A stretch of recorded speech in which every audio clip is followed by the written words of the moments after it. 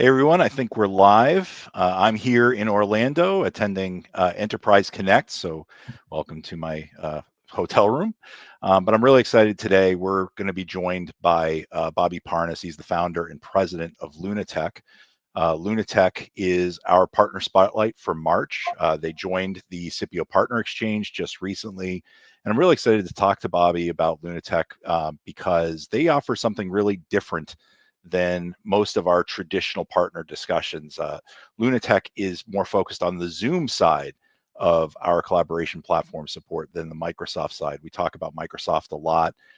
Bobby and his team have really built an interesting business around enabling Zoom customers to consolidate communications to that platform to gain the cost efficiencies, the simplicity, and the flexibility and innovation that come from it. So Bobby, thanks for joining us today. I'm really excited to have this conversation with you.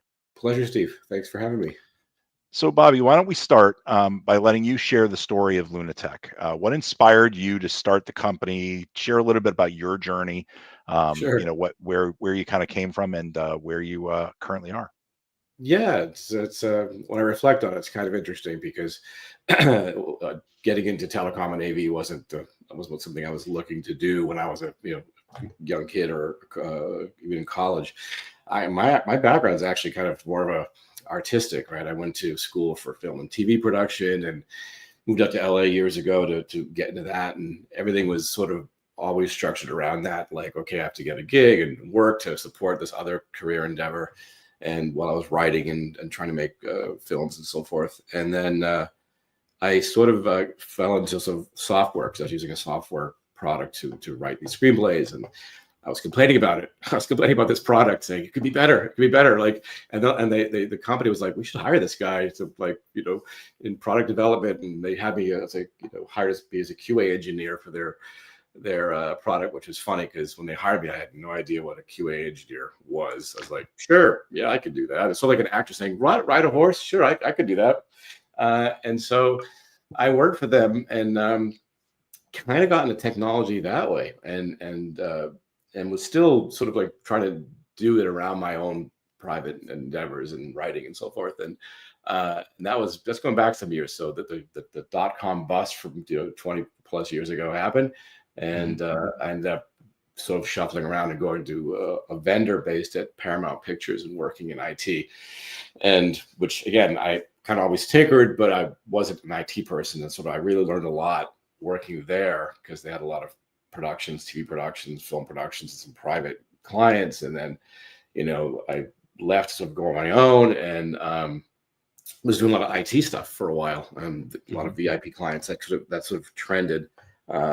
Kept going for a while, and then we branched into business, and then that was around maybe 2007, 8, where businesses I started to focus less of the ultra wealthy in LA and doing homes, these nice places, and going into businesses and doing stuff. And we had a small team, and we were doing this your typical soup to nuts IT. And then we started getting requests probably around 2011 or so.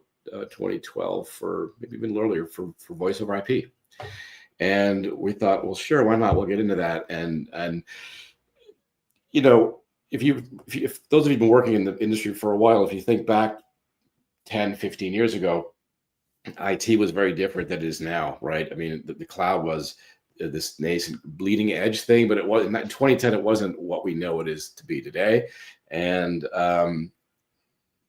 we kind of saw the scope of IT getting wider and wider and wider and wider. It's like, well, we can't possibly be good at everything. This is no longer talking about desktops, printers, servers, and networks. It's things are being abstracted to the cloud and moved around. And I think internally we just decided, you know what, we kind of like this voice over IP stuff. We like telecom. We can kind of wrap our hands around it, and it's communications, which was my background anyway, from working in storytelling, but it's a form of communication. And then, of course, with Zoom, we saw that kind of early. We kind of stumbled upon it when there were other players in the space, and we said, oh, well, telecom and AV, and we're getting requests for AV. And so it kind of started to fuse together. We're like, okay, that's what we're gonna do. We're gonna do telecom and AV. And we had our own. We have another have another platform that's what we liken to our legacy platform. That we still have a couple of clients on that we're moving over to Zoom. But we around 2017, 2018, we started focusing more on Zoom. And then when we saw the launch of Zoom Phone, when I was at Zoomtopia, when we saw it, I was thought to myself, all right, the writing's on the wall. I was like, everything. There's a true convergence of that happening, because if you think back to 10 years ago, the idea of UCaaS, in my opinion, it was all marketing speak, right? It looked good on paper, but it didn't really fly. I mean, my experience with it, it just wasn't what it is today. And from our position, Zoom was really leading in that, and we decided at that point to kind of cut away IT and just, even though that's still our foundation, just focus on communication and collaboration services. And then about 2020 or so, we thought, all right, we're not going to even have other platforms we want to focus on. We just want to focus exclusively on Zoom. And we're glad we did, because Zoom's really has been articulating out that platform for a while. And they've got a lot of awesome things that kind of work and interplay together. And that just keeping up with that itself was a full-time job. So that's kind of how we brought to where we are. And then because we have been a phone company before, we like having as much control as we can over the customer experience. And so the Zoom and bringing your own carrier allow us to do that. And we've been fortunate to partner with you guys on that, because it's been a fantastic experience and it makes our job easier, which is what we want to do. Yeah, so you were actually on Zoom before Zoom became a verb, as the saying goes. In 2020, that was when Zoom kind of hit the big stage, became a verb. They're supporting, not just day-to-day business, but virtual Easters and virtual birthday parties and such. And you guys were in ahead of that. Thing. Yeah, it was an interesting experience to see. To see the evolution of them from 20, they think they launched in 2011. I think we kind of got clued in them around 2012, 2013, and we were doing like a lot of AV deployments, and then kind of connecting that with our legacy platform, our BroadSoft. And we're like, okay, we're gonna, we're gonna make the two work together. And then when we just, as we evolved and we saw the space go where it was going, we wanted to really dig into that. We just love the platform. I mean, it's a great platform, and we like working in it. We like, even now we'll come across clients or prospective clients that don't even know that the things they can do. They just think of Zoom in terms of just meetings still. Like, oh, you mean they could do this? I'm like, yeah, they can absolutely do this. They can do so much more.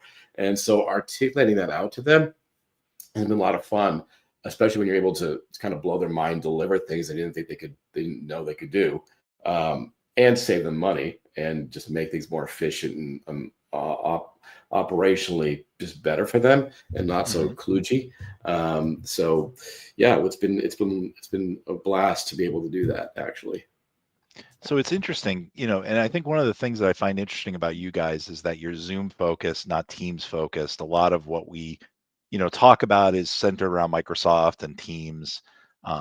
We published a blog post a couple of weeks ago, really thinking about the bull and the bear case for Zoom, especially as the opportunity market really starts to shift down into the SMB mid-market space, 1,000 employee businesses and below.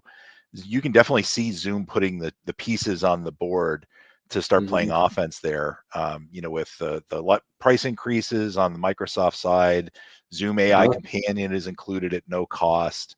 There really is an opportunity for a channel partner like yourself to really help, customers that may be looking to retire some of that legacy on-premise Avaya, Mitel stuff, and they're looking at what comes next. And Zoom, I think, is really interestingly positioned because aside from the cost savings benefits, they're also just the intuitive ease of use. Like I said, my mom was able to use Zoom to hold a virtual Easter, and that is, I think, a key component for businesses in that mid-market space.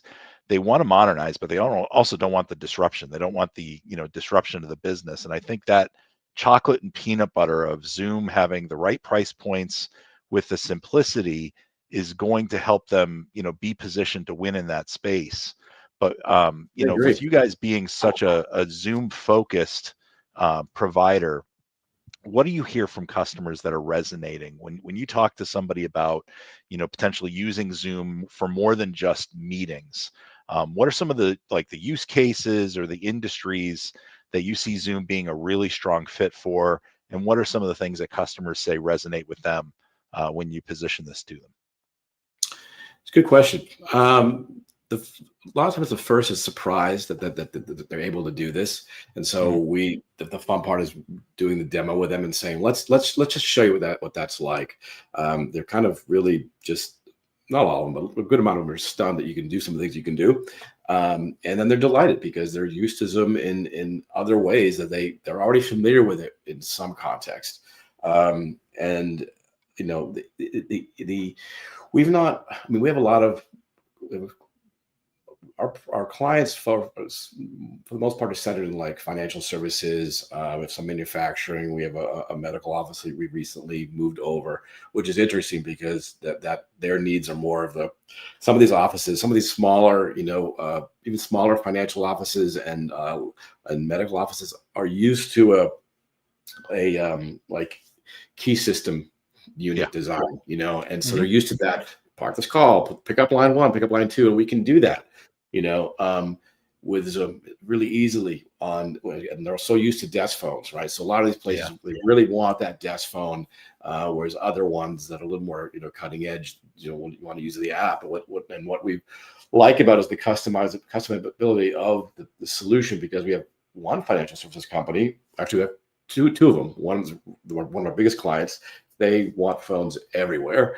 And another one that's in a similar space, they have a subsidiary that wants the phones, but the larger group, they're all on the client, and the ability to mix and match and to show them what they can do in the client and is great. And we've had even some clients that are in the manufacturing space that they like Teams, and so they're sort of figuring out how Teams can coexist with Zoom, and a lot of things we hear is like, oh, we'll use Teams internally, but whenever externally we'll use Zoom, or we'll bring Zoom Phone into Teams now, which is exciting because now Zoom's recently brought this next iteration of that integration, and so for a client that kind of wants the best of both, or that has a lot of investment in Teams for certain things, but for telecom they don't want to have to do that. They want to keep this other piece and make it blend as one. You can kind of do that. We've not really seen a restriction or a limitation on what industry. For us, our smallest client is 10 users or so, and our biggest one is 350, 400 users, and they're getting bigger. And so it is great to sort of look at a problem and say, okay, what is it? We always tell a client that comes to us and say, well, this is what we have. And at first blush, they kind of think of like, we just want what we have, but newer. And we try to say, well, wait a second. Let's just pretend for a moment we have a blank piece of paper. We can wave a magic wand and let's just figure out what is the actual end result. I mean, I know you have this result now, and maybe you're happy with it. And what are the pieces that you're happy with? But what are the pieces that you're used to, or you kind of do, but are you really happy with it? Is it really serving you in the best way? So when we can kind of have that conversation with a client and say, okay, let's start with the ultimate end result you want, and then work backwards from that to see what can be done from a deployment standpoint, design standpoint, and it might go beyond, just telecom. It goes in other aspects of room, but how can they play together?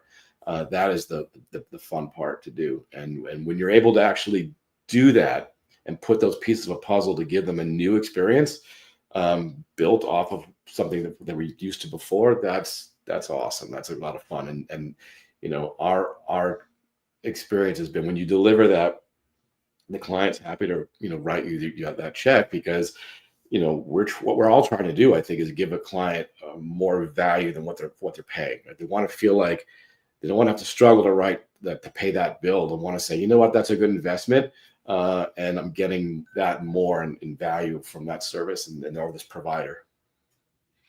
Yeah. So It's an interesting thought process to help customers that are, on these legacy on-premise systems. A lot of them are long since out of support and to sale, but they just work. And a lot of those customers, I think the thing that holds them back, even the cost savings is attractive, but the thing that holds them back is how is this going to disrupt my day-to-day operations? Right. There's this fear. And, so kind of inspired by the whole, two truths and a lie thing.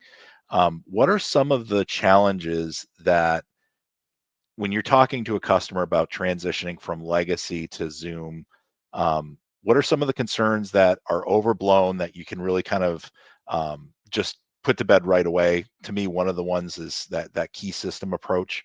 I don't want to do Mhm. extensions and transfers. I want to just say it's line one, line two, line three. Right. Right. And that I think that holds back. It's an invisible fear, right? Like it's the kid with the training wheels on the bike. I know you don't need them, but just keep. Right. What are some of the things that hold customers back that you just take right off the table? And what are some of the things that either they're not thinking about or that you've had to deal with that you've created programs or ways to kind of address customers that are moving from legacy to prem and solving some of the challenges of modernization? Sure. Good question. I mean, the biggest thing is, it's either fear based, they're used to what they're used to. And even though they can understand in their mind, oh, this is probably a good idea, they kind of hold on to it like a security blanket. And you Mm, have to say, look, I'm not trying to rip your blanket away. I'm trying to give you a better blanket, actually.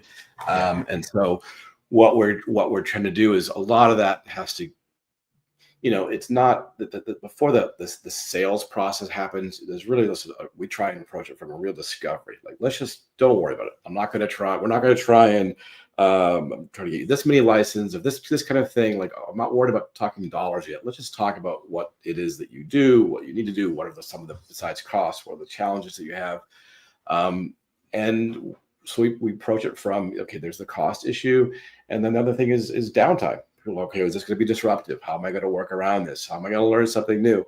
So a lot of it is education based, like for the clients that are really entrenched in this old systems that they know are end of life, and we have that discussion, even though they might know it. We kind of remind them of that, and and we'll try and do the appropriate amount of training and sort of like peeling back the layers of fear and not even get to this point of like, they have to make a decision really fast. That we want to really see it. So we'll demo the heck out of things for them, let them play with it, let them get really comfortable. And so they actually have a tactile experience with it, particularly if these kinds of businesses that are used to that are used to a desk phone, that want it.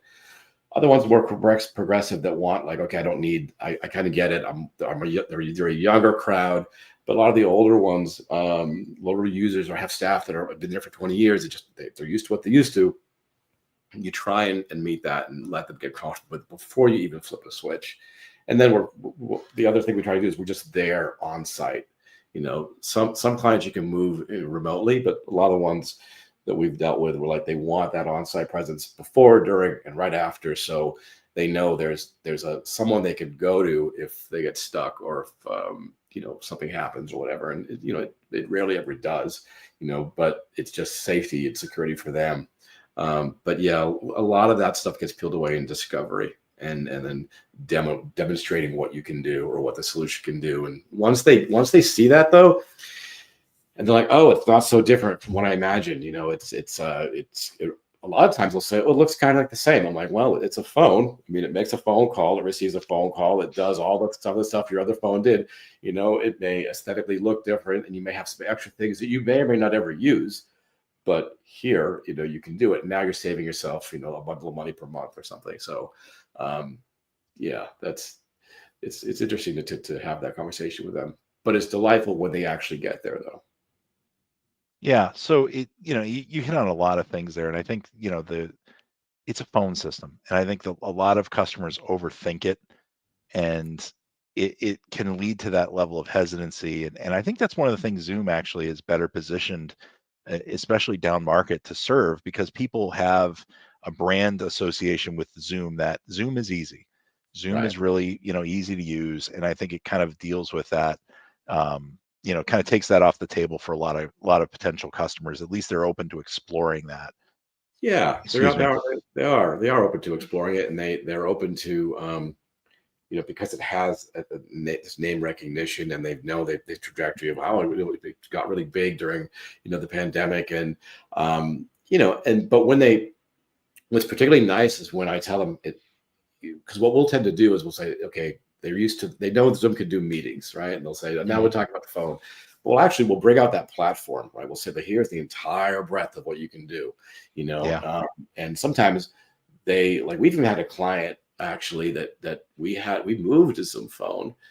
We with them ages, we've been them for years, right? And they were on our legacy system, and we moved them to Zoom Phone, and they were happily on that for a while, and then we didn't know from working with them that they implemented this, for example, this workspace reservation in their outfit. They're playing another service provider, another SaaS company for their solution. They're paying them a bundle of money to do workspace reservation. I'm like, well, we can actually do that in Zoom.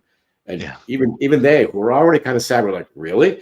I'm like, yeah, we could do it in Zoom. So it's all the same platform. It's the same application. And it will save you money because you're paying, this a lot of money for what you're in this scenario where we could cut that down by literally like 80%, and it'll be better, and we'll manage it for you. Because that's the other thing too, is a lot of times our clients see, for us, we tend to bundle everything together under our management, our administration. Our approach with our clients is like, you want to focus on your business. You don't want to have to be dealing with your MACDs and all the little troubleshooting and whatever has to come up or changes. And some of them change a lot. Some of them have a lot of either staff changes or they need routing changes, because of there are multiple locations, and they're some of them really complicated. They have a lot of things going on, and they don't want to do that themselves. And so we do that, and our approach to the client is like, hey, we want to make your life easy. Everything's packaged as one offering blended together, and where you think of us as your extension of your team. We are not just here for support. We're here for administration. We're here for user enablement is a big thing with us. You have users to this day that come to us and say, or how do I do this new thing I read about? Or we'll see something new, right? About like when paging came on, you can do paging now. We'll say, hey, because we know you as the client, as the user, we think this might be applicable to you, want to bring it to your attention. And maybe it is, maybe it isn't. We're not always correct in what we think a client's going to need, but because we have we know our clients, we know them by name. We don't have to ask for an account number, right? I know who you are when you call in. We have an understanding of their environment as much as we can and their process. And so we try and always let them know when, hey, there's a way that there's something here that could actually be more beneficial, that as happy as you are, there's something new 6 months or a year later, we think that could benefit you. We think you should take a look at it. So speaking of 6 months, a year later, what do you see as the future? What are you guys kind of keeping an eye on? What exciting developments or initiatives that you guys see coming down the pike that you're excited to share with your customers? Well, it's a good question. Look, obviously, AI is everywhere. Everyone's talking about AI. It's all over the place. You can't escape it, and you just can't. You can't. And I almost feel like it's going to burn itself out just because people are like, as good as it may be, as helpful, people just might get tired of hearing about it. But obviously, that's here to stay. That's not going anywhere. I think AI is sort of like, in the way we talk about it today is the way, people talked about, I don't know, SD-WAN, 5-6 years ago, or virtual machines 20 years ago. What do you mean you could virtualize a machine? They just, it's next level stuff, and it changes the way people design software and work, and systems. I mean, all those things I just mentioned have changed networks and changed computers and data centers and all kinds of stuff. So obviously that's going to continue. I think, because as we branch into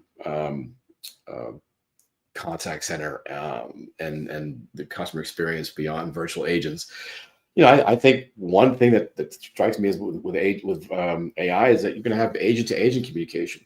I think now it's like, okay, what AI are you using? Okay, we use this, or this plugs into these LLMs. Okay, great.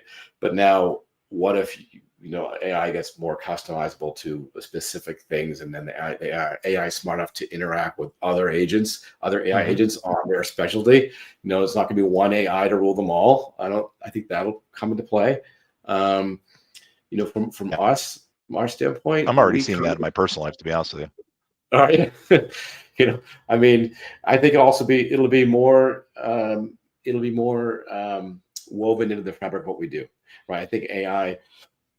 I was telling Ken Westerman over at Zoom, we did a Zoom talk a while back about AI being sort of like special effects. Like when you go to the movies, like, oh, it's a great effects, but they're effects. It's not natural. I think, and I've made a point that the best effects are the ones you don't even know are a special effect. And I think when AI is really woven in to give an end result that you don't know is AI, and maybe that's its own problem, but it's not AI's problem. It's a human problem. I think that'll be really interesting. And then of course, if you want to go even crazier, go much further out than a year, I think at some point, honestly, what we're doing here, this 2-dimensional image of ourselves, that's going to go away and become a hologram, or the 3-dimensional. I mean, that's some really cutting edge stuff that might be, I don't know, 10 years away, but it's exciting. It's interesting to see how fast that stuff iterates. But pulling it back to ourselves, we're, like I said, we're looking more into the contact center area, and we're also looking into how we can take our internal systems, and whether it's using AI or a combination of things, harmonize them better. Because we do, like I said, telecom, we do AV, when we do from licensing, we want to kind of take all these pieces that we work with and bring them into kind of one system, and not just for ourselves, but for our customers, right? So they can log in and say, okay, I see everything. I see my AV, my telecom, everything I have, but specific to them. And so we're looking at finding ways to build that out for them. Being a small team, though, you can wear a lot of hats, so there's only so much you can do. It's like we got to our priorities, but we kind of trying to have our eyes on a lot of different things that are going to benefit our clients, and hopefully streamline the way we bring things to them and communicate to them. So I'm also noticing my prayers to the hotel Wi-Fi gods have been largely answered, but I'm starting to see a little choppiness. So let's just say, let's just kind of wrap it up here. If people want to learn more about LunaTech and connect with you, in addition to being in the SIPPIO Partner Exchange, where can they do that? Yeah, definitely. They can just go to golunatech.com. They can find us there and send a contact request. That's probably the easiest thing to do. Or connect on LinkedIn if you're on LinkedIn, and reach out. Always happy to have a conversation about anything. And if regarding Zoom, and even if you're a Teams user that wants to say, well, I'm kind of interested in seeing how the two can work together, we'd love to have those conversations. Awesome. Well, thank you, Bobby, from LunaTech. Thanks for joining us. Thanks for being a SIPPIO partner. And thanks for the conversation. It was always great to learn more about how others are succeeding in the market. I love talking to entrepreneurs about how their journey on going into this interesting space. So thanks again for being with us. My pleasure. Thanks so much. All right. Thanks a lot. Bye now. All right. Bye.